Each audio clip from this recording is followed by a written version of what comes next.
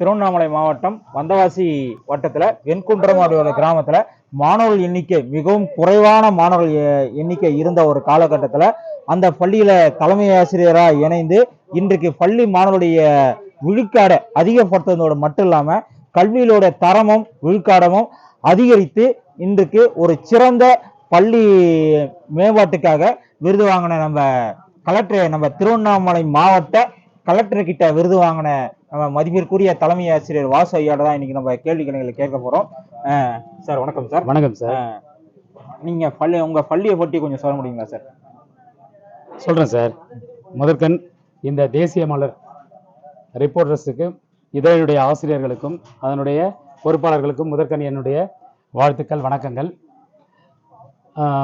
நண்பர்களே, நான் ஆசிரியர் பணி அறப்பணி அதற்கே உன்னை அர்ப்பணி என்ற பழமொழிக்கு ஏற்ப நான் 96 ஆசிரியராக பணியமர்த்தப்பட்டேன்.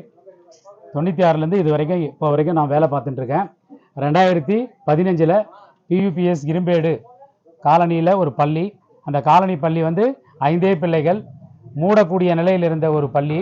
அந்த பள்ளியில் ப்ரமோஷன் எனக்கு கொடுக்கும்போது கல்வி அதிகாரிகள் சொன்னாங்க, நீங்கள் அங்கே போயிட்டு ப்ரமோஷனில் போகிறது பெருசு இல்லை, ஸ்கூல் பிள்ளைகளை டெவலப் பண்ணாதான் அந்த போஸ்ட்டே உங்களுக்கு தக்கும், இல்லைனா திரும்ப நீங்கள் ரீபேக் ஆகிடுவீங்க அப்படின்ற ஒரு நிலையில தான் எனக்கு 2016 ப்ரமோஷன் கொடுத்தாங்க. ஸோ அங்கே போயிட்டு 6 பிள்ளைகள் இருந்த பள்ளியை ஒரே கல்வி ஆண்டில் 21 மாற்றினேன்.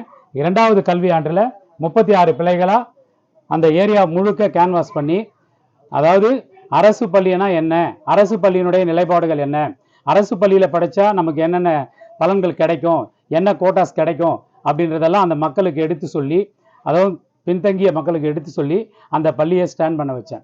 ஸோ அங்கே நான் 8 வருஷம் வேலை பார்த்தேன். அதுக்கடுத்து என்னுடைய போக்குவரத்து சூழலுக்காக போக முடியாத சூழலில் தாழம்பள்ளம்ட்டு ஒரு பள்ளிக்கு வந்தேன். அது பாரத விலாஸ் மாதிரி, அங்கே முஸ்லீம்ஸ், கிறிஸ்டின், இந்துஸ் எல்லா பிள்ளைகளும் படிக்கக்கூடிய பிள்ளைகள். நகரை ஒட்டிய பள்ளி. அது பக்கத்துலேயே குளோபல்னு ஒரு கான்வென்ட்டு. அந்த கான்வென்ட்டுக்கு போய் நினச்சிங்க பசங்க. நாங்கள் போகும்போது 21 பசங்க இருந்தாங்க. போய் ஒரே ஆண்டில் 35 பசங்களாக கேன்வாஸ் பண்ணி எஸ்எம்சி மூலமாக 35 பசங்களை அங்கே ஸ்கூலில் சேர்க்க வச்சு ஒரு போஸ்ட்டு அங்கே தக்க வச்சேன். ஸோ அந்த பள்ளியிலையும் அந்த ஏரியாலையும் எனக்கு உண்மையிலேயே நல்ல ஒரு மதிப்பு மரியாதை. அடுத்தபடியாக எனக்கு வந்தவாசியை ஒட்டிய பகுதின்றதுனால வெண்குன்றம் பகுதியில் வேக்கன்ட் இருந்துச்சு.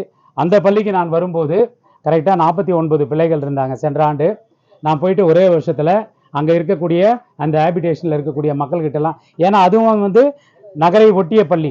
ஸோ நகரை ஒட்டிய பள்ளின்னும் போது கான்வென்ட் வழிக்கு போகக்கூடிய பிள்ளைகள்லாம் அந்த பெற்றோர்கிட்ட நம்ம பேசி ஒரு விழிப்புணர்வு ஏற்படுத்தி இன்றைக்கி 63 ஆக்கி ஒரு போஸ்ட் போகக்கூடிய லேப்ஸ் ஆகக்கூடிய நிலையில் இருந்த அந்த ஒரு போஸ்ட்டை தக்க வச்சு இன்றைக்கி எங்கள் பள்ளியில் 4 பேர் 1+3 ஒரு சூழலை உருவாக்கினேன்.